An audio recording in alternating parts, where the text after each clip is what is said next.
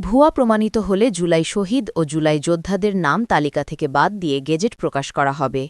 এছাড়া এই ঘটনায় জড়িতদের বিরুদ্ধে আইনানুগ ব্যবস্থা নেওয়া হবে। মঙ্গলবার মুক্তিযুদ্ধ বিষয়ক মন্ত্রণালয় এক ব্যাখ্যায় এ তথ্য জানিয়েছে।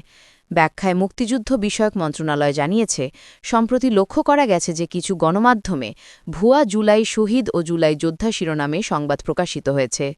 মন্ত্রণালয় এসব সংবাদে বিশেষ দৃষ্টি দিয়েছে।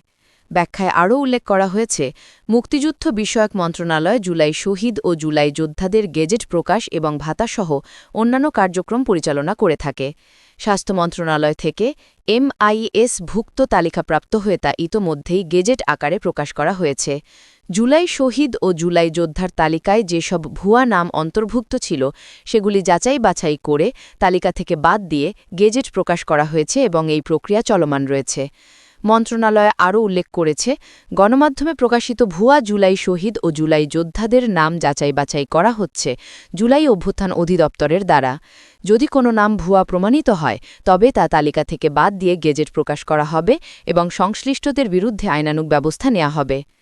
মুক্তিযুদ্ধ বিষয়ক মন্ত্রণালয় ব্যাখ্যায় জানিয়েছে, তারা জুলাই শহীদ ও জুলাই যোদ্ধাদের সঠিক তালিকা প্রণয়নে প্রতিশ্রুতিবদ্ধ।